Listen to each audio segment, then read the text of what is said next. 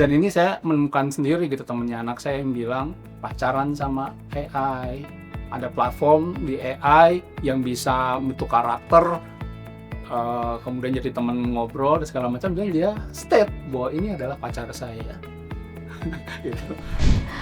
Oke, masih ke Mbak Vera. Mbak Vera kalau bicara soal dampak psikologis jangka panjang yang paling mengkhawatirkan kalau anak-anak ini nggak mendapatkan pendampingan yang pas, itu apa aja sih Mbak? Guru sekolah itu pemanjangan tangan orang tua, gitu ya. Tidak hanya cukup sekolah hanya memberikan edukasi bahwa bahaya internet itu apa aja, tapi juga melatih hal-hal yang lebih basic dari itu, seperti empati, gitu ya. Karena resiko dari tadi ya pengaruh negatifnya internet tadi, game online dan sebagainya, ada salah satunya adalah desensitisasi empati. Karena khususnya untuk anak-anak mungkin yang terlalu sering bermain game berbau kekerasan. Jadi mereka melihat kekerasan, melihat korban yang terluka, berdarah-darah itu menjadi hal yang biasa. Saya Dejian, peserta kuliah bertugas pamit undur diri. Kita jumpa di ngopi lainnya. Bye-bye. Kita ngopi-ngopi bareng untuk menutup sore yang indah hari ini.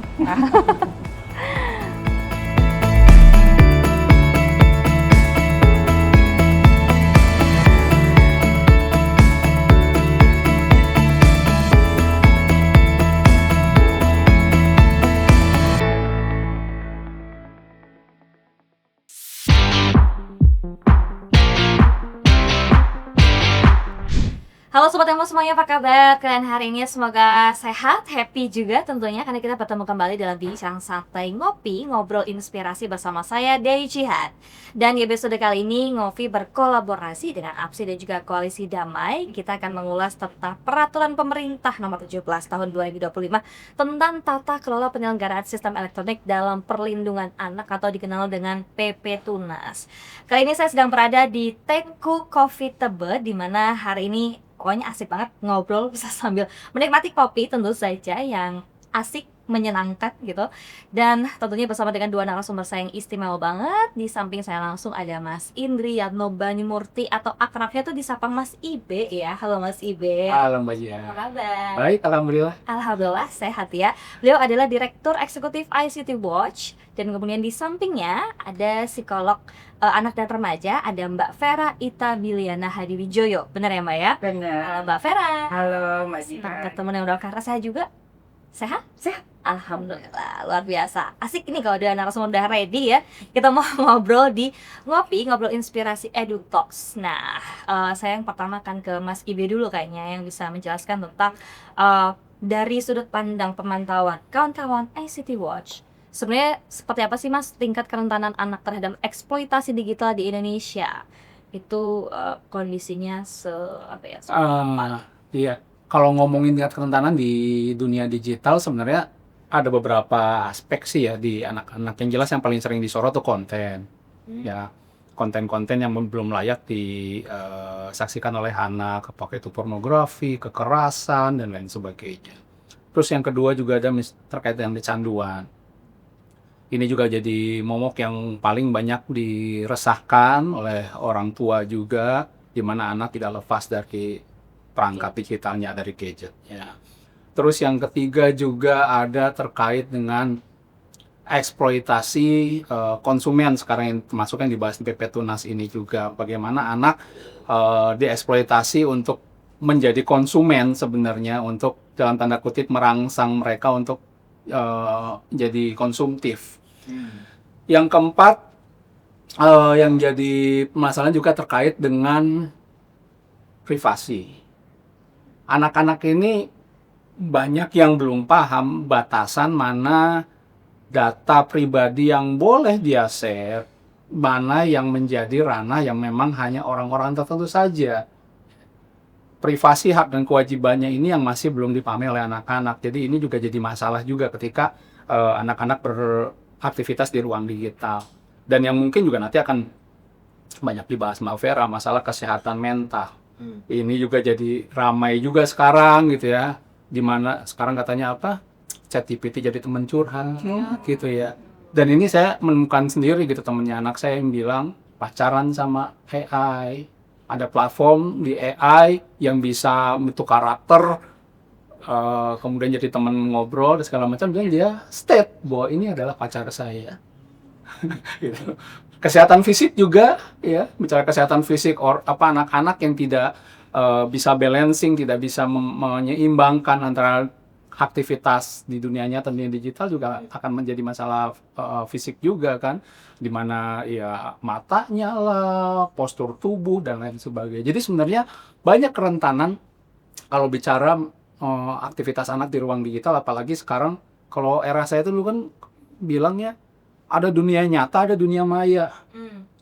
Anak-anak sekarang Gen Alpha kayaknya nggak bisa ngebedain mana bedanya. Karena aktivitas mereka udah nyampur antara dunia nyata sama dunia digital ini. Bahkan barangkali mungkin secara durasi lebih banyak kali Iya, bisa jadi. digitalnya ya. Bisa jadi itu karena tidak hanya untuk aktivitas yang mungkin hiburan atau segala macam, tapi memang aktivitas keseharian mereka, belajar, kerja kelompok, diskusi, membangun jejaring, semua dilakukan di dunia digital. Sampai curhat Sampai curhat pun.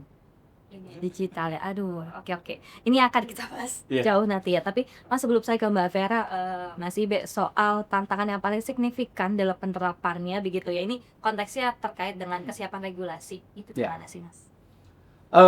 Memang yang sekarang ini PP Tunas ini jadi angin segar ya sebenarnya, ketika tanggung jawab untuk melindungi anak di ranah digital itu tidak, kalau banyak sebelumnya kan bilang di tangan orang tua, di tangan sekolah, tapi sekarang dengan PP Tunas ini juga menekan dalam tanda kutip penyelenggara sistem elektronik atau PSE untuk bisa bertanggung jawab. Cuma memang tantangannya di sini ada beberapa hal sih. Yang pertama jelas bagaimana mekanisme verifikasi usianya nanti. Di Australia yang sudah per 10 Desember kemarin diketok palu dan otomatis tuh anak-anak yang tadinya terdaftar di platform-platform di bawah dan dia usianya di bawah 16 tahun, mereka langsung terlog out. Ada notification. Tapi di sisi lain banyak pula saya baca di salah satu wawancara di media yang ada orang tua yang tidak sepakat dengan itu, juga bilang ya udah saya buatin aja lagi pakai saya gitu ya, karena anak-anak butuh. Jadi butuhnya itu apa? Mereka merasa ada tantangan keduanya, bagaimana hak atas informasi si anak itu bisa terpangkas dengan adanya aturan ini. Nah, ini juga akan menjadi akan menjadi polemik di PP Tunas ini juga, seperti apa nih nanti, agar saya sepakat di satu sisi bakal melindungi si anak, tahu bahwa anak ini punya PSE bertanggung jawab bahwa anak tentunya punya batasan dalam mengakses platformnya dia, karena di sana ada beberapa hal resiko-resiko yang muncul. Tapi di satu sisi juga bagaimana agar hak atas informasinya anak tidak tercederai. Karena banyak sekarang tuh anak-anak, ya saya punya anak 2 tapi sekarang sudah beranjak remaja ya, yang mereka membangun jejaring juga banyak di forum-forum online gitu ya. Ada misalnya di Discord ya, bangun bertemu dengan sesama fans, artis atau apa segala macam, which is ya dari satu sisi memang dilihat ya dia bisa ngobrol banyak orang, kenal jejaring, bisa pakai bahasa Inggris dan lain sebagainya. Walaupun kita tidak pungkiri siapa sih orang di balik layar itu juga jadi permasalahan. Makanya aturan di PP Tunas ini oke. Nah, tetapi nanti implementasinya nih seperti apa nih yang akan agar tidak tadi mencederai hak informasi atas anak, tapi juga tetap bisa melindungi si anak. Oke, tapi memang selalu dua sisi ya. Tuh, namanya Aturan, teknologi. kebijakan, ya teknologi perkembangan yang pesatnya banget nih kayaknya masuknya ya teknologi ini. Oke, kita geser dulu dari regulasi, saya ke Mbak Vera. Mbak Vera, kalau bicara soal tingginya intensitas penggunaan internet pada anak-anak begitu ya, dan pengaruh terhadap kerentanan mereka terhadap resiko-resiko negatif, itu sejauh ini yang ditemui oleh Mbak Vera langsung seperti apa sih dari experience? Oke, dari experience. Kalau dari experience psikolog pasti serem-serem semua. Waduh. Gitu ya. Tapi benar, ini kan ada dua sisi gitu ya. Tapi memang kalau sebenarnya internet itu kan suatu hal yang netral gitu ya. Dia bisa baik, bisa buruk, tergantung bagaimana pemanfaatannya. Bagaimana kita menjaga, membuat aturan lain sehingga lebih banyak manfaatnya. gitu. Nah, kebetulan kalau pengalaman saya memang masih banyak anak-anak, ini berarti kaitannya sama orang tuanya juga ya gitu ya, yang memang belum bisa atau belum menyadari bahwa internet itu bisa berpengaruh sebegitu negatifnya pada tumbuh kembang anak gitu ya. Nah, tadi betul kata Mas Ibe, kalau dulu kita masih bilang bisa memisahkan mana online, mana offline gitu ya. Kalau sekarang enggak, semuanya blur, semua semua nggak ada garis tegas, semuanya blur gitu ya, semuanya tercampur. Jadi internet ini bukan hanya sebagai alat jadinya, tapi juga sebagai lingkungan. Lingkungan di mana ini masuk ke dalam aspek kehidupan anak-anak kita gitu. Jadi kalau pengalaman saya paling nggak pengaruhnya bisa dilihat dari misalnya tumbuh kembang gitu ya. Tumbuh kembangnya bisa secara kognitif. Kalau penggunaan internet ini tidak ada pendampingan, tidak tepat usia gitu ya, ada berlebihan, itu bisa berpengaruh secara kognitif. Di mana anak jadi yang paling sering saya temui adalah atensinya terganggu ya, pendek-pendek. Jadi sering keluhannya kalau di kelas sulit fokus gitu ya. Ya bisa dimahami sih, sehari-hari mungkin mereka melihat layar baik kecil maupun besar yang semuanya tuh berubahnya cepat, ada gerakannya, bahkan ada sensasi getar kalau dipegang gitu ya. Oh iya, iya. Terus begitu di sekolah dia melihat ibu guru atau bapak gurunya di depan yang bajunya itu aja dari pagi sampai siang gitu kan, nggak ada lagu-lagu, nggak ada. Nah itu agak sulit untuk mempertahankan konsentrasi ketika misalnya stimulusnya sangat beda sekali sama yang mereka lihat di layar, ya.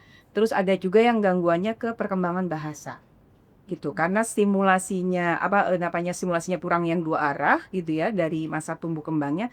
Karena gini Mbak Jihan, Mas Ibe, percaya nggak percaya ada loh orang tua yang kasih anaknya gadget itu pada usia 6 bulan tuh. Jadi begitu anaknya sudah bisa duduk terus dikasih. Nah, sehingga ini stimulasinya jadi nggak tepat usia kan gitu ya. Harusnya kan dia lebih banyak yang stimulasi yang dua arah, yang aktif, yang interaktif sehingga semua aspek perkembangan bisa berkembang dengan baik. Jadi seringkali datang ke saya tuh dengan misalnya anaknya sudah umur 3 tahun, 4 tahun, tapi belum bisa bicara. Betul. Ada waktu itu saya mungkin bisa cerita sedikit ya, ada anak usia 4 tahun gitu ya, ibunya bilang, "Bu, anak saya belum bisa bicara." Oke, saya ajak main dulu ya gitu. Biasanya sekolah anak tuh kerjaannya main memang. Ya. Begitu saya ajak main ternyata anak ini bisa kok bicara gitu ya. Ketika misalnya ada satu permainan dia berhasil, dia akan bilang, "Great, great job, let's do it again." Oh, Gitu. Kalau dia gagal, "Oh, let's start again." Udah 2 kalimat itu aja satu sesi. Nah, Tahu dia belajar kebayang dari gitu. mana. kebayang kan yang 2 kalimat itu sering dengar dari mana. Nah, itu rentannya bahayanya. Itu yang dari sisi kognitif, dari sisi emosi. Beberapa tahun ke belakang kita juga sempat viral anak-anak yang terpengaruh karena nonton shorts. Video yang pendek-pendek Iya, 30 second, 30 second itu. Viral kan anak-anak tantrum dan sebagainya. Itu ke tempat praktek saya juga ada yang datang gitu. Saya pikir cuma viral di medsos aja lah gitu. Ternyata di tempat praktek ada beneran yang datang. Beneran ada ya? Jadi anak-anak usia 3 tahun, 4 tahun, jadi lebih. Memang itu usia tantrum ya. Anak kalau nggak dapat sesuatu yang diinginkan dia akan mengamuk gitu ya. Tapi ini jadi intensitasnya lebih lagi gitu gara-gara nonton short. Kenapa pengaruhnya sedemikian rupa? Karena short itu kan jalan sendiri ya. Setiap Iya, iya. 30 detik dia akan berganti. sendiri. Belum selesai si anak ini mencerna secara penalarannya, secara emosinya sudah ganti lagi. Dan itu menumpuk-menumpuk. Dan itu jadi anaknya overwhelmed. Nah munculnya gangguan emosional gitu. Nah terus kalau dari segi kesehatan mental yang lebih luasnya lagi, untuk remaja nih, anak-anaknya Mas Ibe nih, mungkin bisa pernah mengalami juga. Jadi jumlah love, jumlah likes itu sangat berpengaruh gitu. Apakah aku disukai banyak orang? Apakah aku terlihat cantik? Terus membandingkan kok dia rambutnya bisa lebih hitam dari aku, kok dia bisa bundi, atau perut pinggangnya kok bisa lebih kecil dan sebagainya.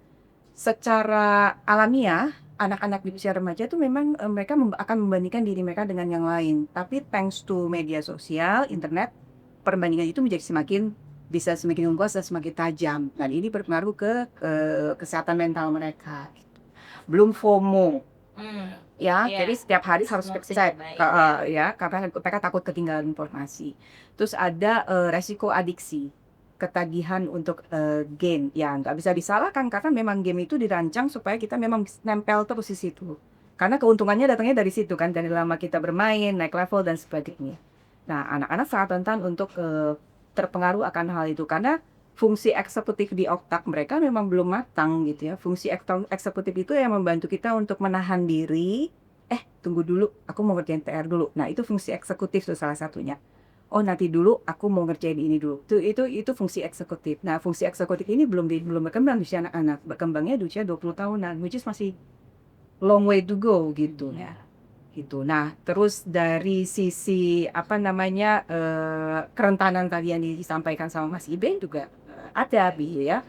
Saya punya beberapa klien yang memang jadi korban grooming, terus jadinya ke seks eksploitasi, yang jadi diajak kenalan secara online gitu ya, akrab baik kan. Ini groomingnya prosesnya nggak sehari 2 hari, tapi bisa bulanan. Begitu anaknya sudah merasa percaya, diminta untuk mengirimkan foto, lalu diancam kalau kamu nggak bayar sekian ratus juta, fotonya akan disebar.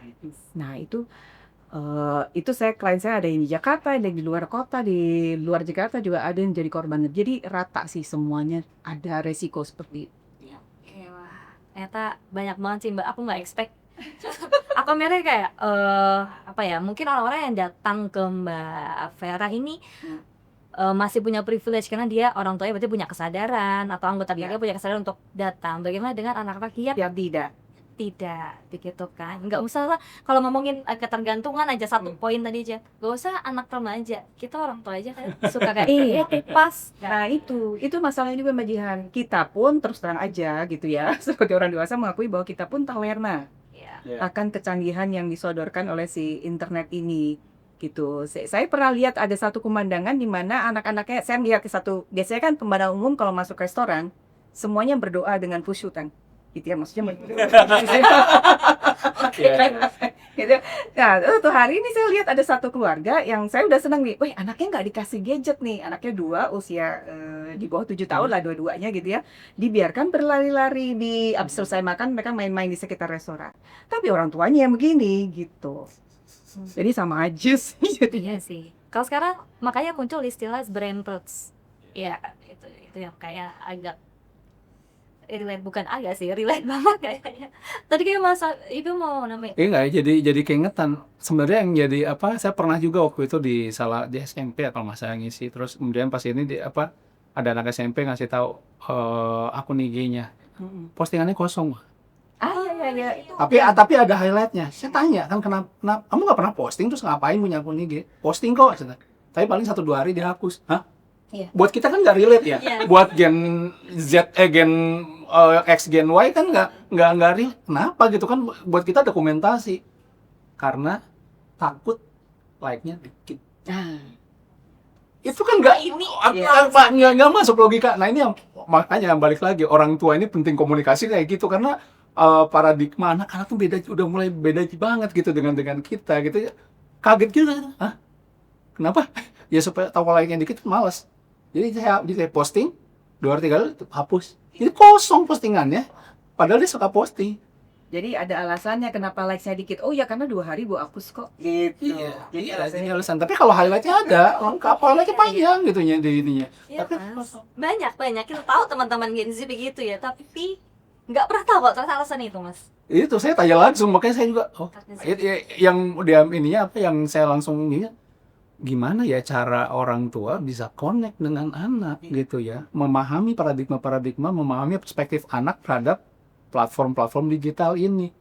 Itu kan susah gitu kalau kita membayangkannya selalu dalam POV, point of view orang tua, POV kita gitu, waktu kita kecil gitu kan, kayak gitu udah nggak bisa seperti itu.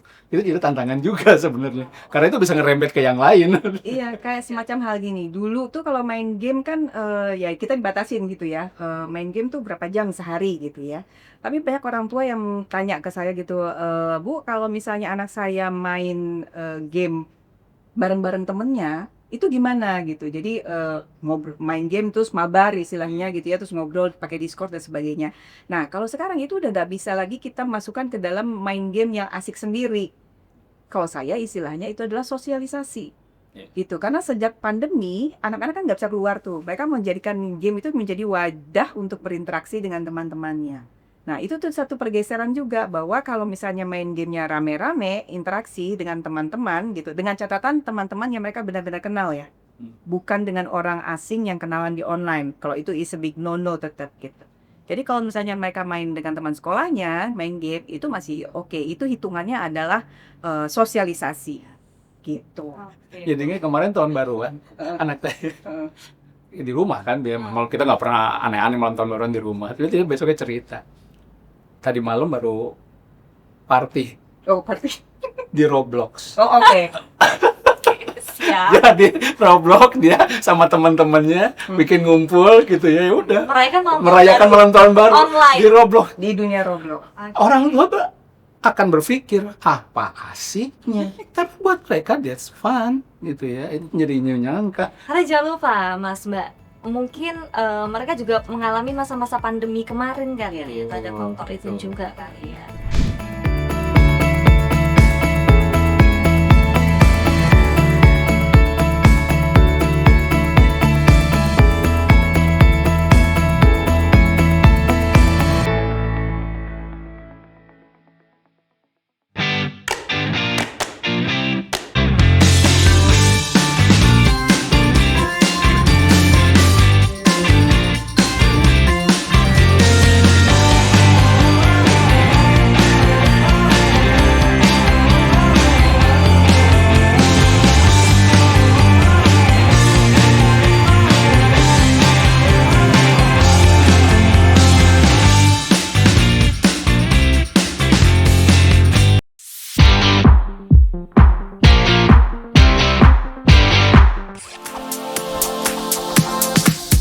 Cantik itu bukan tentang kesempurnaan, bukan pula tentang memenuhi standar.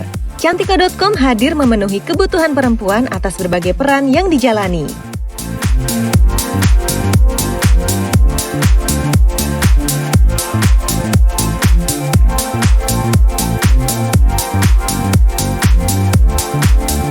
Cantika.com, milik setiap perempuan.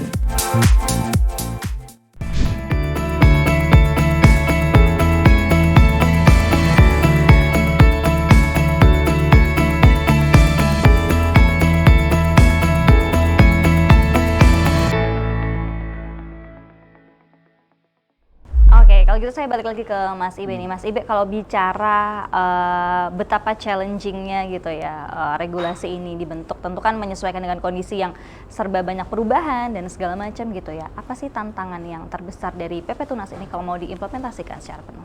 Iya, sebenarnya nanti saya sebenarnya agak bukan ya bolehlah saya bilang agak khawatir regulasi ini menjadi regulasi yang hanya di atas kertas, tidak bisa diimplementasikan.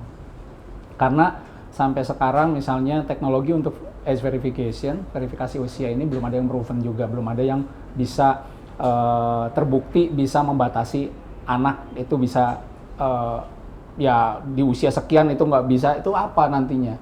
Karena kalau pakai ID sangat bahaya karena data kita justru akan masuk ke platform, diolah oleh platform. Jadi buat saya sih sebenarnya nanti makanya ini lagi ada uji publik Permen Peraturan Menteri untuk turunan PP Tunas. Ini yang apa namanya yang akan jadi concern kita bersama. Saya juga masih lihat satu persatu tuh pasal-pasal di Permen ini, karena kalau tidak bisa diimplementasikan, kalau tidak bisa ditegakkan, iya nanti cuma sekedar dokumen peraturan yang tidak bisa di-comply oleh platform. Karena kita banyak ngomong di PP Tunas ini yang diatur, disebutkan di sini PSE, cuman yang paling banyak disorot kan media sosial. Padahal kan nggak media sosial aja, ada game, ada aplikasi pendidikan juga, ya, ada transportasi online yang anak-anak juga banyak pakai sejak SD, itu kan masuk juga.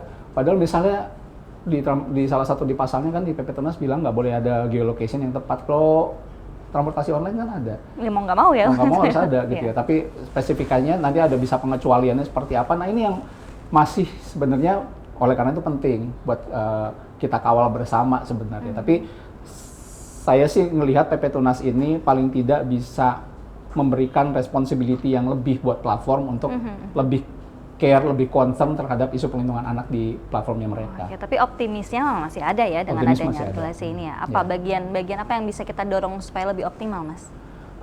Sebenarnya kalau yang jelas sih, kami kalau dari ICT Watch selalu mendorong bahwa ini adalah menjadi, katanya kan it takes one village to raise a child, ya, butuh desa untuk bisa mendampingi, untuk bisa membesarkan anak gitu, tidak hanya dari regulasi ini sendiri, tidak hanya platform. Oleh karena itu sebenarnya di PP Tunas ini juga disebutkan bahwa orang tua juga punya keterlibatan, orang tua dan wali ya, untuk anak-anak mungkin yang tidak ada orang tua dan wali punya peran yang cukup juga signifikan bagaimana mereka memberikan konsen, persetujuan, karena ini di PP Tunas ini semua platform harus ada persetujuan dari orang tua. Kemudian ada bagaimana edukasi dan lain sebagainya. Platform pun bukan hanya sekedar membatasi, tetapi juga mereka punya responsibility untuk juga melakukan edukasi. Peran masyarakat juga di situ dituliskan. Oleh karena itu sebenarnya yang perlu juga didorong adalah bagaimana kolaborasi dari para pemangku kepentingan, kolaborasi dari multi aktor ini bisa sama-sama punya concern bersama bahwa yuk anak ini bisa tetap aman dan nyaman di dunia digital, karena dunia digital bukan sesuatu yang harus ditakuti, supposed to be. Ya, sebenarnya. Harusnya seperti itu. Tapi memang mau nggak mau, suka nggak suka, ini adalah sebuah keniscayaan. Tapi bagaimana anak-anak bisa hidup berdampingan aman dan nyaman di dunia digital itu. Oke. Need a village to raise a child. Mbak Vera, berarti artinya peran yang krusial yang dimainkan oleh nggak cuma ortu tadi, ada berarti pemerintah, ada macam-macam banyak pihak itu tadi untuk bisa memastikan perlindungan ini nggak bersifat regulatif aja, tapi juga mendorong mendukung secara psikologis anak tuh gimana, Mbak? Oke, sebenarnya kalau sekarang bukan take a village lagi ya, it takes a country. Iya. Jadi satu negara udah harus merembuk. Gini. Tadi saya setuju sama Mas Ibe, jangan sampai peraturan ini jadi kesannya pokoknya yang penting Indonesia udah punya aja gitu ya. Begitu ya. Yang penting kita udah punya aturannya tapi implementasinya nggak jalan, ya udahlah gitu ya. Nah, sebenarnya kan dengan adanya policy ini, PP Tunas ini kan sebenarnya sudah ditunggu-tunggu ya gitu ya. Kalau saya dari sisi psikolog anak dan remaja yang biasa berinteraksi sama para orang tua juga, ini tuh sudah ada kebutuhan sebenarnya dari beberapa tahun terakhir. 5 tahunan ke belakang, 5 atau 10 tahunan ke belakang tuh udah ada kebutuhan bahwa perlu nih ada aturan yang lebih tegas lagi untuk membantu orang tua bagaimana mendampingi anak di dalam dunia digital ini gitu ya. Karena semakin kesini tuh semakin orang tua kayaknya juga kewalahan gitu ya. Orang tua yang sudah teredukasi dengan baik aja kewalahan, apalagi yang belum. Nah, yang belum mungkin mereka nggak merasa kewalahan karena mereka juga mungkin belum paham dampak negatifnya apa gitu ya, mereka belum sadar juga bahayanya apa. Nah, kan tadi kita sampaikan bahwa it take a village, it take a country, jadi kan semua pihak harusnya bergerak bersama-sama serentak ke arah yang sama gitu ya. Jadi dari sisi orang tua sudah jelas gitu ya, literasi digital, edukasi itu yang pertama kali memberikan pada anak adalah orang tua. Jadi orang tua fungsinya memberikan edukasi tentang literasi digital yang awal, dan juga sekaligus menjadi model, menjadi contoh bagaimana menggunakan digital ini. Terus tadi juga orang tua sekarang juga harus menjadi ruang diskusi yang aman untuk anak. Jadi kalau dia menemukan suatu hal yang aneh, yang bikin dia nggak nyaman, ada orang ngajak kenalan, itu anak ini bisa dengan mudah menyampaikan ke orang tua, mah, bun, tadi ada orang yang ngechat aku, nge-DM aku ini begini. Nah, bisa bisa segampang itu, nggak takut-takut. Jadi orang tua tetap harus bisa jadi harapannya ya, the first one to know. Jadi kalau ada apa-apa kita yang pertama tahu gitu, bukan teman-temannya atau bukan siapa-siapanya gitu ya. Nah itu jadi orang tua juga diharapkan bisa menjadi sekarang ini ya, tidak hanya membatasi, tidak hanya memberikan aturan, oh kamu bolehnya berapa jam, di mana, melihat apa, tapi juga menjadi co-navigator. Gitu. Jadi kalau dibayangkan ini dunia internet gitu ya, dunia digital, anak kita tuh masuk bawa mobil rally, kita duduk di sampingnya untuk ngarahin dia, oh ini nggak boleh, ini itu, jangan, kalau kamu belok kanan itu ada ini, kalau kamu belok kiri itu ada ini. Nah itu tugasnya kita, bukannya terus kita bilang jangan lewat situ, karena sekarang nggak bisa lagi nih, kita bilang nggak boleh akses internet, ya nggak bisa ya mas? Iya. Nggak bisa. Tadi mau pulang, mau nggak ada yang jemput, dia harus kemudahan orang tua juga gitu kan. Iya, iya. Nah itu sisi dari orang tua. Dari sisi sekolah gitu ya, sekolah kan perpanjangan guru, sekolah itu perpanjangan tangan orang tua gitu ya. Tidak hanya cukup sekolah hanya memberikan edukasi bahwa bahaya internet itu apa aja, tapi juga melatih hal-hal yang lebih basic dari itu, seperti empati gitu ya. Karena resiko dari tadi ya, pengaruh negatifnya internet tadi, game online dan sebagainya, ada salah satunya adalah desensitisasi empati. Karena terlalu, khususnya untuk anak-anak mungkin yang terlalu sering bermain game berbau kekerasan. Jadi mereka melihat kekerasan, melihat korban yang terluka, berdarah-darah itu menjadi hal yang biasa. Karena Gitu. terlalu terpapar gitu ya. Iya, gitu. Jadi sekolah bisa ambil porsi di situ. Bagaimana mengembangkan empati, melatih empati. Sesimpel misalnya di sekolah ada satu anak yang kayaknya sendirian terus gitu ya, tiap hari gitu. Nah itu anak-anak yang lain mungkin bisa di-encourage, oke kamu setiap hari coba sapa dia, ajak dia ke kantin. Nah itu sebenarnya latihan empati juga. Dan latihan berpikir kritis gitu ya. Sekolah bisa membuka misalnya kesempatan nggak langsung buru-buru mencap anak ini kurang ajar, nggak nurut dan sebagainya, tapi buka ruang diskusi untuk berdebat, untuk bertukar pikiran. Jadi anak-anak juga terlatih untuk mengkritisi semua yang mereka dapat dari media sosialnya atau mereka lihat di internetnya, gitu. Nah itu pihak sekolah. Dari platform, nah satu hal yang saya suka dari PP Tunas ini karena juga menyinggung platform yang mungkin selama ini kurang kurang banyak banyak dicolek-colek obrolnya. gitu ya. Platform Oke. digitalnya juga kan mereka punya social responsibility atas produk mereka gitu ya. Jadi sudah semestinya mereka juga menjaga supaya produk mereka juga tidak menyakiti gitu ya atau tidak merugikan anak-anak yang masuk gitu. Jadi ada social responsibility di situ. Ibaratnya kayak kemarin saya baca berita di polisi di Denmark kalau nggak salah ya Mas Ibe, yang mereka ikutan main tuh. Mereka ikutan main game online supaya jagain patroli, patroli. online. Jadi polisinya Iya. melakukan patroli. Nah, mungkin si peran polisinya di situ bisa diambil lebih besar lagi oleh si PSE-nya, oleh si platform digitalnya. Mereka juga masuk tuh ke dalam game-game online yang dimainkan, terus mereka untuk menjaga supaya anak-anak yang main memang tetap aman gitu.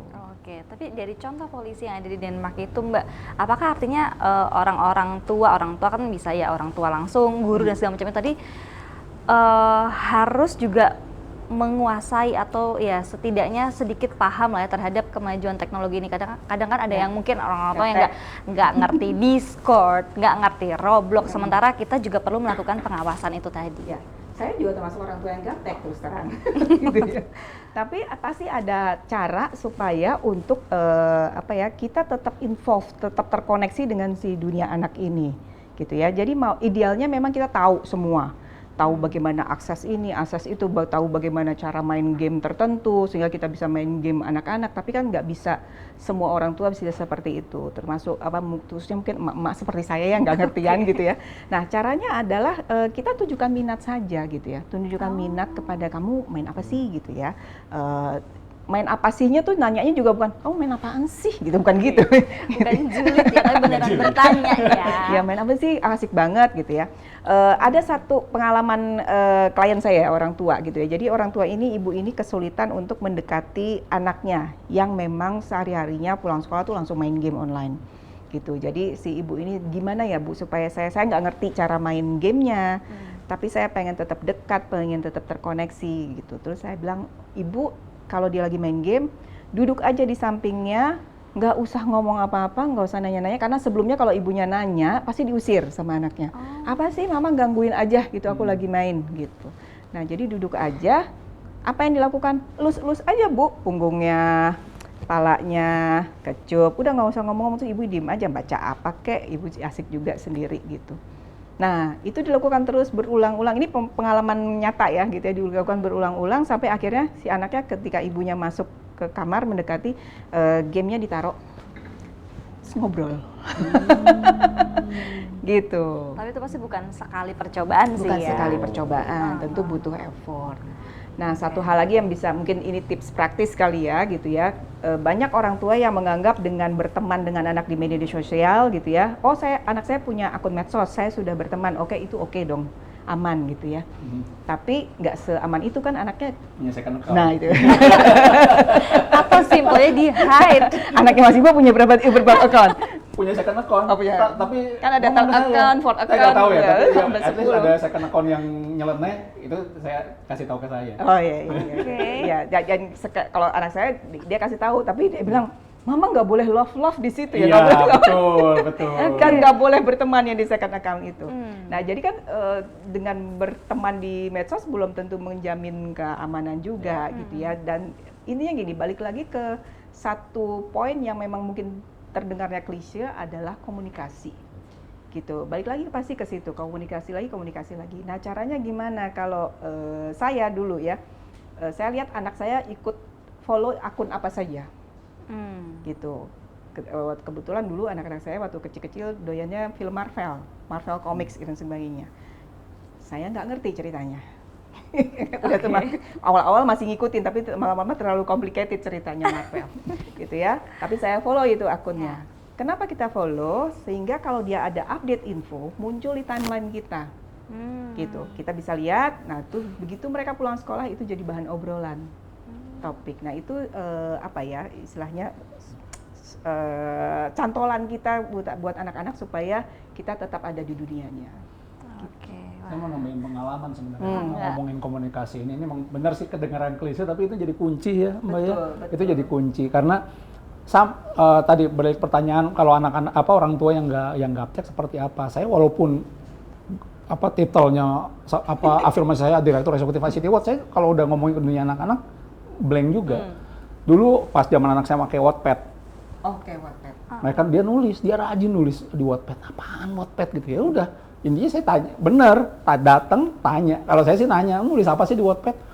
Dia cerita lah, dia nulis fandom, dia suka Koreaan, terus ini kan aktor Korea itu segala macam. Dia udah nerangin 5 menit, saya tetap nggak ngerti, tapi ngangguk-ngangguk aja. Saya nggak sampai main HP, oh gitu. Ini ngomong apa sih? Tetap di dalam hati, tapi itu dalam hati. Tapi at least anak merasa bahwa kita juga hadir. Kita Interest di situ. Terus ada anak itu main, apaan sih main? Saya rebut itu HP-nya, saya ikutan main. Mainannya tuh ya mainan ya make-upan gitu lah, anak saya cewek. Anak saya cewek gitu main apa. Wah seru ya, dalam hati, tapi tetap seru apa? Ini apa sih, game apa sih? Oke. Kayak mereka juga yang rada aneh gitu buat saya gitu ya. Tapi emang itu dunia anak. Mereka seneng nonton YouTube orang main game, streamer, gaming. Kenapa nggak main game aja sih? Kenapa harus nontonin orang main game? Apa asiknya? Berjam-jam gitu ya. Nggak masuk gitu loh. Tapi ya nggak berarti bahwa kita akhirnya menolak itu dan kemudian ngapain sih lo? Nggak bisa kayak gitu. Ya udah gitu loh. Kita memang beda dunia. Itu yang harus dipahami. Itu sejak awal sebenarnya. Sejak mereka masih kecil nonton Barney bareng, nonton ya film-film kartun gitu, nyanyi-nyanyi bareng, itu kan harus dipupuk sejak kecil ya. Buat bapak-bapak seperti saya ini kan nonton Barney, nonton Pony, My Little Pony, kayak gitu, Sesame Street. Apa menariknya gitu kan udah nggak ini. Tapi itu menjadi bagian dalam tanda kutip kewajiban saya sebagai orang tua untuk apa? Mengikat bonding. Bonding itulah yang ditujukan buat agar bisa membuat komunikasi jadi lancar. Oke, wow, ini experience-nya mahal banget ini. Ini kayak penonton banyak yang nge-relate kayaknya Bapak Ibu ya. Oke, baik. Mbak Vera, artinya kalau bicara tadi balik lagi soal PP Tunas ini, kita masih melihat ada banyak sekali peluang yang bisa dioptimalkan supaya ini bisa implementasinya bisa ya maksimum juga gitu ya Mbak. Gimana Mbak? Iya, ya belum sempurna ya memang ya, mungkin belum sempurna, belum memenuhi semua harapan, tapi paling tidak kita sudah ada langkah yang menunjukkan bahwa negara juga hadir dalam memastikan perlindungan anak di dunia digital, gitu. Nah, tapi ya tetap saja mungkin tanggung jawab utama adalah orang-orang yang terdekat dengan si anak-anak ini, gitu ya. Termasuk ketika misalnya kapan sih anak boleh di usia berapa anak boleh punya gadget sendiri, kapan boleh mengakses internet, gitu ya. Nah sebenarnya kesiapan anak itu juga menjadi faktor utama nih gitu untuk keberhasilan dalam melindungi anak dalam dunia digital. Karena itu tadi ya, orang tua mungkin nggak 24 jam bisa ada di samping anak terus. Jadi pada saatnya nanti suatu saat nanti anak ini harus bisa melindungi dirinya sendiri. Ya. Nah, sekarang itu kan jadinya kita membekali tuh apa saja amunisinya yang bisa dipakai anak untuk melindungi dirinya sendiri. Makanya tadi mungkin istilahnya adalah co-navigator ya, karena kita harapkan kita hanya bantu nih orang tua untuk anak menavigasi dirinya di dalam dunia internet. Suatu saat nanti si co-nya itu hilang sehingga dia bisa jadi self navigated gitu. Jadi karena dia udah tahu nih, oh ini bahaya, ini nggak boleh, ini oke, nggak apa-apa gitu ya. Nah, kesiapan ini memang balik lagi, satu tergantung sama usia, satu sama kemandiriannya si anak juga, dan tidak hanya kesiapan anak tapi juga kesiapan orang tuanya. Oh iya. Gitu. Gimana Mbak kesiapan orang tua tuh gimana? Kesiapan untuk mendampingi yang jelas. Oke. Gitu. Kalau orang tuanya masih ya, saya pernah lihat ada satu orang tua yang masuk ke toko game waktu itu masih zaman itu ya. Jadi kalau mau beli game harus beli apa tuh namanya tuh Mas Ibe, Voucher kasetnya. apa sih? Ketahuan Itu seumuran. generasinya ya. Yang keluar sama-sama kaset. Zaman VCD kan? Ya, gitu. Jadi harus nggak bisa download online gitu. Kalau sekarang kan semua sebuah download online kan. Jadi ini masa yang harus ke toko game, harus beli gitu ya. Nah, ini saya menyaksikan ada orang tua yang sudah jelas-jelas di gamenya itu ada tulisan rating 18 plus. Anaknya ya usia TK lah ya, SD juga beli 5 atau 6 gitu. Anaknya terus bilang, "Ma, aku mau game ini." "Oh ya udah, masih anak saya mau ini nih." Gitu. Nah, itu termasuk kesiapan orang tua juga sebetulnya untuk membantu itu tadi ya, co-navigatingnya anak gitu, punya waktu atau enggak, punya pengetahuan atau enggak untuk mengarahkan anak untuk supaya dia aman-aman saja di situ. Oke, bahkan sudah punya waktu pun belum tentu secara kapasitas pengetahuan juga bisa diandalkan begitu ya. Oke, masih ke Mbak Vera. Mbak Vera, kalau bicara soal dampak psikologis jangka panjang yang paling mengkhawatirkan kalau anak-anak ini nggak mendapatkan pendampingan yang pas, itu apa aja sih, Mbak? Tadi Mbak Dian udah sebut di awal istilahnya brain rot. Brain rot. Gitu. Jadi ada penurunan fungsi kognitif ya. Jadi kalau penurunan fungsi kognitif ini baru ditinjau dari aspek durasi. Jadi kalau durasi dan konten ya. Kalau durasinya terlalu berlebihan, tidak sesuai dengan jatah usianya si anak, terus kontennya juga terlalu pendek dan dangkal, nah itu yang resikonya untuk nantinya jadi brain rot. Brain rot itu penurunan fungsi kognitif, konsentrasi berkurang, memori berkurang, malas mikir gitu. Mungkin teman-teman di sini udah ada yang merasakan gejala iya sih. Itu ngomongin anak juga. Kalau kita mungkin faktor usia juga. Oh, faktor usia. Gitu. Nah, itu jangka panjangnya. Sama yang satu hal lagi yang mempengaruhi, ini kaitannya sama konten ya, paparan kekerasan gitu sih yang terlalu berlebihan sehingga anak-anak menyerap value-value yang kurang tepat. Gitu. Sehingga usia anak sampai remaja itu kan mereka masih rentan sekali dengan manipulasi gitu ya, nilai-nilai yang sebenarnya negatif tapi dibungkus romantisasi gitu ya, sehingga mereka wah keren nih gitu ya, padahal itu suatu violence, kekerasan gitu. Nah, itu juga salah satu yang dampaknya yang dikhawatirkan seperti itu. Itu kan kemarin yang kasus di SMA 72 itu ya, di mana si anak terindikasi memang mendapatkan paparan paham terorisme di media sosial. Di mana sih? Karena apa? Karena dari barang bukti di TKP ada pistol mainan, tapi di situ ada tulisan-tulisan jargon-jargon ya yang memang mengarah kepada neonazi atau terorisme lainnya gitu yang memang di situ. Jadi si anak dan ternyata memang diselidiki dia tergabung dalam grup true crime apa gitu ya. Jadi memang true crime society ya yang intinya memang mengajarkan hal-hal seperti itu. Betul tadi nilai-nilai ini yang menjadi tantangan orang tua juga. Kalau orang tua tidak bisa jam masuk ke anak gitu ya, maka mereka akan belajar nilai-nilai di internet. Nah ini nih yang kita nggak bisa ini. Tadi contoh kasus itu, atau ada yang film yang mungkin tadi sempat dibahas juga di sebelumnya di Netflix, ada film namanya Adolescence, di mana ada anak dari keluarga baik-baik, keluarga ini cuman dia sering menyendiri di kamar, yang ternyata di kamar itu dia dalam tanda kutip dididik oleh paham yang dia dapat di media sosial sampai akhirnya dia menjadi pembunuh. Padahal anak baik, hidup keluarganya pun biasa saja, gitu ya, bukan broken home atau apa segala macam. Tapi ya itu tadi, karena anak dibiarkan tidak didampingi atau mereka dibiarkan untuk bisa dididik oleh, saya bilangnya anak yang dididik oleh algoritma media sosial gitu, karena dia terus mendapatkan, karena kalau algoritma media sosial kan gitu, kalau udah senang sama satu terus disodorin konten serupa, akhirnya di brainwash, ya itu tadi. Makanya tadi sepakat sama Mbak Vera, nilai-nilai ini yang sebenarnya di rumah ini harus kuat gitu loh, karena kalau mereka dapatnya dari internet kita nggak tahu benar salahnya. Benar-benar memang harus dijagain ya, karena kalau meletakkan tanggung jawab kepada si para pembuat konten ini juga, mereka ini nggak sih Mbak Mas, maksudnya mereka membuat konten itu juga berdasarkan model maunya audiens gimana, makanya tadi ada yang model singkat, sementara yang bikin konten tadi mungkin agak panjang, tapi karena kemauan audiens begitu jadi ikut membuat konten yang lebih singkat dan segala macam. Itu gimana Mbak untuk titik tengahnya deh? Nah itu nanti mungkin PR selanjutnya ya.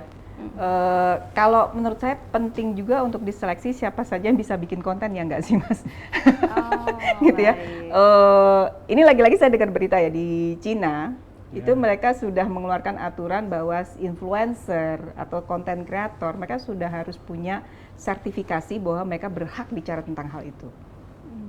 Misalnya bicara tentang skincare, dia harus punya sertifikasi bahwa dia memang dokter kulit atau memang ahli kecantikan gitu. Jadi ini untuk mencegah siapapun yang memang mendonder dunia internet dengan konten yang memang nggak ada pertanggungjawaban sosialnya gitu. Bagaimana kalau dari sudut pandang teman-teman HT Watch? Ya, dan yang penting sebenarnya buat saya juga adalah orang-orang yang punya kompetensi ini harus mau terjun. Kayak kemarin beberapa bulan kemarin jadi undang di YouTube juga, ngumpulin teman-teman psikolog, teman-teman yang bergerak di isu kesehatan mental, untuk bagaimana mereka ternyata baru selesai camp, kayak training camp untuk membangun konten yang baik. Ini yang diperlukan gitu, bahwa orang-orang yang punya kompetensi di situ itu juga harus bisa membuat konten semenarik mungkin. Jadi jangan sampai kalah oleh orang-orang yang quote unquote asal bikin konten, nggak punya dasar, yang penting viral gitu kan.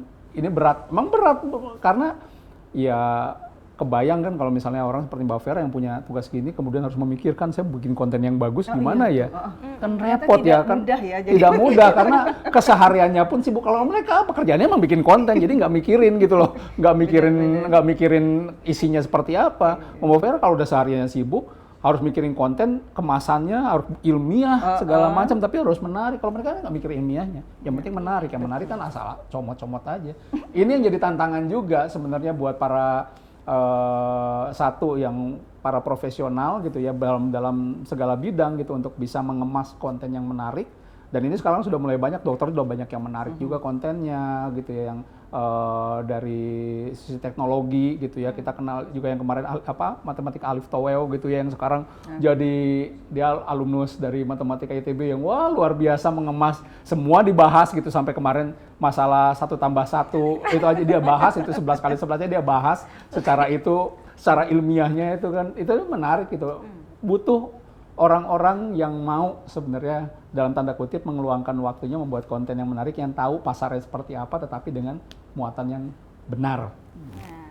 Nah itu dia. Ini supaya teman-teman yang lain yang memang punya kredibilitas di masing-masing bidangnya terpanggil juga ya. Oke, baik. Masih ke Mas Ibe, kalau bicara siapa aktor yang paling menentukan keberhasilan dari si PP Tunas ini, kira-kira siapa aja sih? Saya nggak bisa jawab satu persatu gini.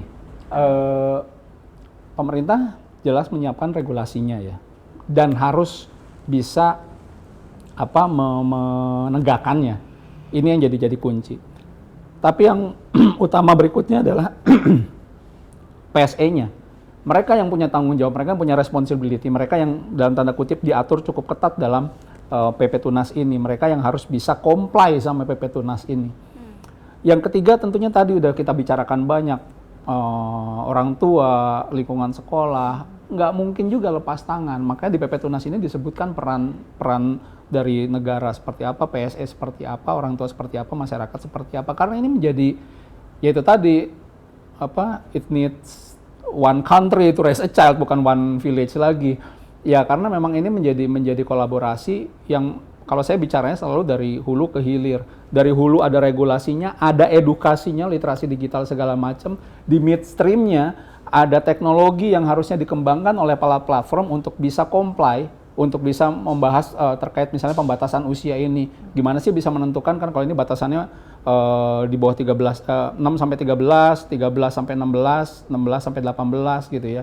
Bagaimana bisa mengembangkan teknologi yang bisa menekankan bahwa betul user saya di bawah 13 tahun, 13, 16, 16, 18 tahun itu bisa comply di sana. Itu penting sekali peran PSE di midstreamnya, dan di downstreamnya, di hilirnya, di hilirnya ya penegakan tadi. Karena kalau jadi kertas yang jadi macan ompong ya ini rame-rame sekarang PP Tunas kita bicarain di podcast, bicarain di mana-mana, tapi begitu diimplementasikan permennya keluar, PSE-nya nggak comply, peraturannya nggak ditegakkan, tidak ada yang sanksi, tidak ada jalan, ya orang juga oh gini doang, ya udah. Iya, Karena lupa ya. Iya lupa gitu loh, lupa bahwa ini adalah penting sebenarnya untuk jaga anak kita di ruang digital.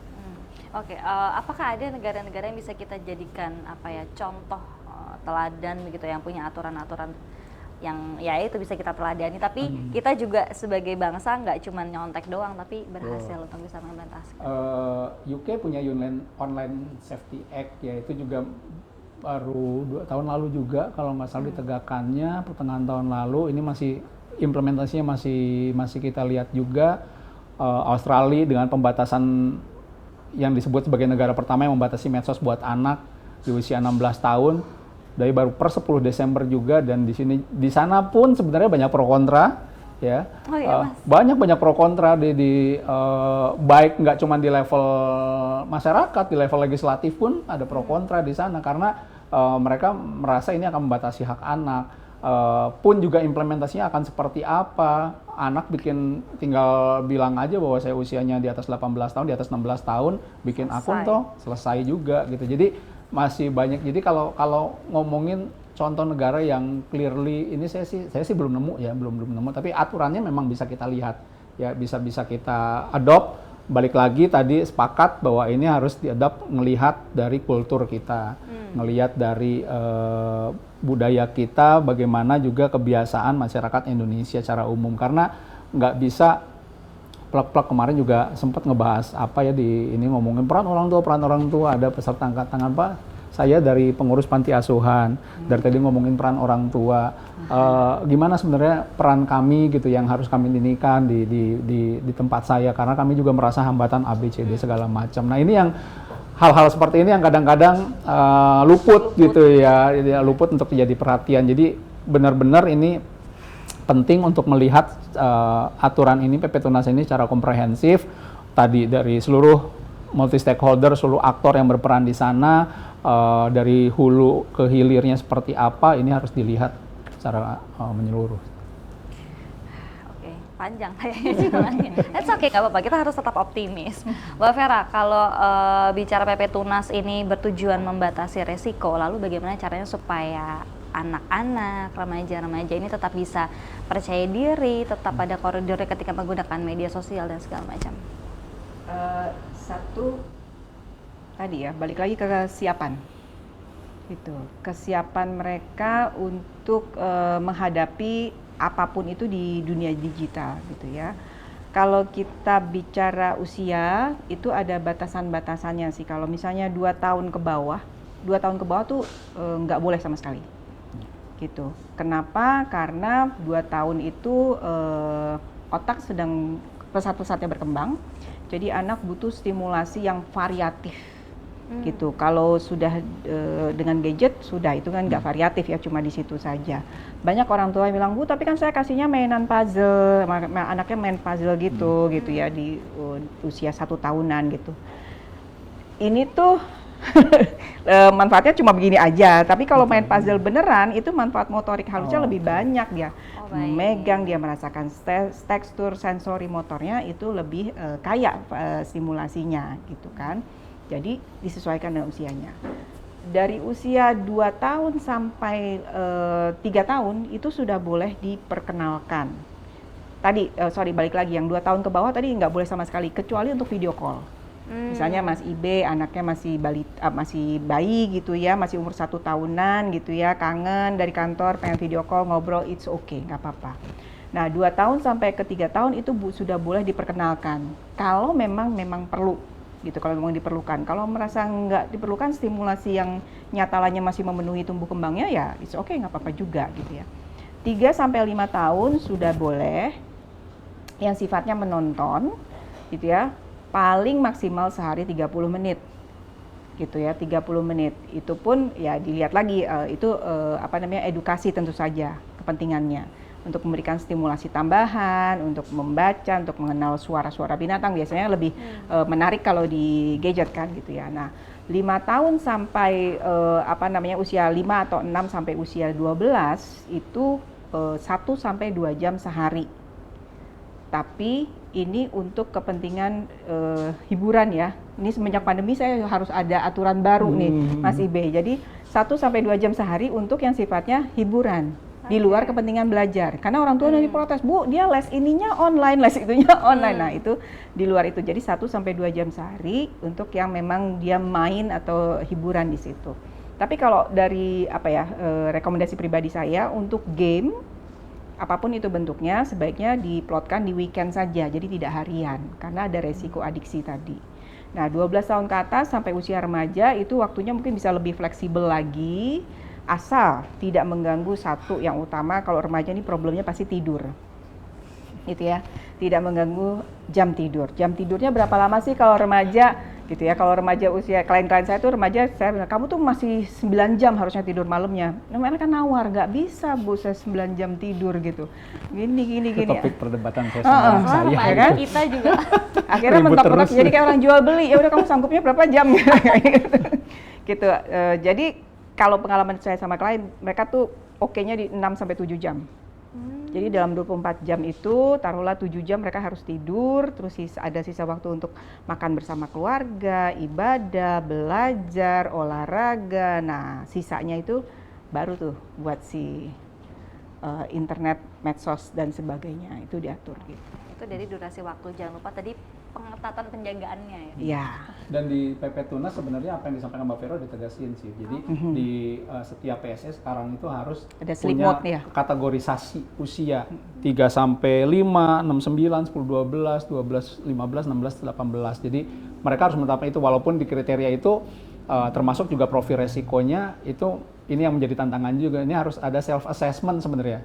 Jadi PSS itu harus punya self assessment, menentukan bahwa apakah saya punya resiko rendah atau resiko tinggi terkait dengan apakah dia bisa berkontak dengan orang nggak dikenal misalnya, kontennya seperti apa dan lain sebagainya. Itu nanti mereka harus self assessment, kemudian dia menetapkan bahwa platform saya ini resiko rendah atau resiko tinggi, yang kemudian akan diverifikasi oleh menteri. Nah, ini juga kalau balik lagi tadi ngomongin tantangan, nah ini seperti apa nih self assessment-nya, seperti apa, verifikasinya oleh menteri seperti apa. Oleh karena itu balik lagi, yang penting adalah bagaimana kolaborasi multi stakeholder itu tadi. Jadi saya harap juga nanti verifikasinya mungkin tidak hanya dari kementerian, tapi kementerian juga bisa mengundang ahli, mengundang dari masyarakat sipil, profesional seperti Mbak Vera, supaya bisa benar-benar melihat gitu loh, hasil self assessment dari PSE itu apakah benar dia ngomong. Paling gampang kan, oh saya profil resikonya rendah. Jadi bisa di anak-anak bisa apakah benar seperti itu gitu ya. Itu yang harus diakses oleh, sebenarnya kalau saya sarankan sih ada panel yang memang terdiri dari perwakilan dari baik dia profesional, dari organisasi masyarakat sipil, orang tua, lembaga pendidikan dan sebagainya. Oke, berarti kalau ditanya pertanyaan siapa sih yang sebenarnya menentukan keselamatan anak di ruang digital, jawabannya adalah semua pihak. Rame-rame. Gotong royong ya. Oke, baik, thank you banget Mas Ibi dan juga Mbak Vera. Tapi sebelum saya tutup, saya ingin minta closing statement singkat saja tentang isu yang kita bahas hari ini, terlepas dari PP Tunas itu sendiri, tapi menjaga anak-anak kita, adik-adik kita dari kejahatan dunia maya itu singkat saja Mbak. Saya duluan. Mm-mm. Enggak, masih duluan. Oke, jadi dunia digital itu tidak bisa kita pungkiri lagi kehadirannya kan gitu ya. Suka atau tidak suka dia hadir, sudah seperti kita pakai baju lah sehari-hari. Jadi anak-anak juga kita tidak bisa jauhkan karena di satu sisi juga dunia digital juga membawa manfaat gitu ya untuk anak-anak, sehingga apa yang mesti dilakukan kita sebagai tidak hanya orang tua tapi semua orang yang bertanggung jawab atas keselamatan dan keamanan anak ini juga harus melakukan sebaik-baiknya semaksimal mungkin apapun itu yang dilakukan untuk melindungi anak di dunia digital. Oke, inspiratif banget. Silakan Mas Ibe. Kalau saya mungkin bicara di PP Tunasnya, ini PP yang mungkin apa ya, bakal ramai, bukan bakal ramai, sudah ramai diperbincangkan. Peraturan menterinya lagi diuji publik, minggu lalu sudah ditutup gitu ya. Tapi saya berharap ini perlu kita kawal bareng. Ya. Perlu kita kawal bareng, jangan jadi, saya balik lagi menekankan, jangan jadi menjadi dokumen regulasi saja, kertas saja, tapi benar-benar bisa diimplementasikan, bisa ditegakkan, PSE bisa comply, orang tua juga punya pengetahuan lebih untuk bisa menjaga anaknya, dan balik lagi memang ini menjadi gotong royong kita semua. Rame-rame ya kalau kata Mbak Bel. Oke, baik, terima kasih banyak sekali lagi kepada Mas Indriatno Banyumurti alias Mas Ibe, Direktur Eksekutif ICT Watch, dan juga Mbak Vera Ita Biliana Heidi Wijoyo, psikolog yang hari ini juga sudah hadir. Terima kasih banyak insight-insightnya, ngobrolnya sampai tukar experience loh ini ya. Semoga diskusi tadi bermanfaat untuk kita semua dan bisa menginspirasi Sobat Tempo semuanya dimanapun berada. Dan tentunya konten ini Sobat Tempo dibuat dengan dukungan dari proyek Social Media for Peace UNESCO yang disupport oleh Uni Eropa, dan isinya merupakan tanggung jawab koalisi damai dan tidak mencerminkan pandangan UNESCO maupun Uni Eropa. Dan tentunya sampai di sini kami temani para Sobat Tempo semuanya. Jangan lupa untuk follow akun Instagram @tempo.co serta kunjungi selalu website Tempo Media di www.tempo.co. Selalu baca Tempo setiap harinya. Versi digitalnya bisa di-download di App Store atau Play Store Tempo Media untuk mencari informasi berita terupdate Tempo dalam hanya satu klik saja. Dan bagi Sobat Tempo semuanya yang ingin bergabung menjadi pembaca cerdas dengan akses berita eksklusif Tempo, tersedia lebih dari 100 kategori berita dan arsip sejak tahun 71. Dapatkan kesempatan ini melalui link s.id/tempoplus25. Dan akhir kata, saya Dejian peserta kuliah bertugas pamit undur diri. Kita jumpa di ngopi lainnya. Bye-bye. Kita ngopi-ngopi bareng untuk menutup sore yang indah hari ini.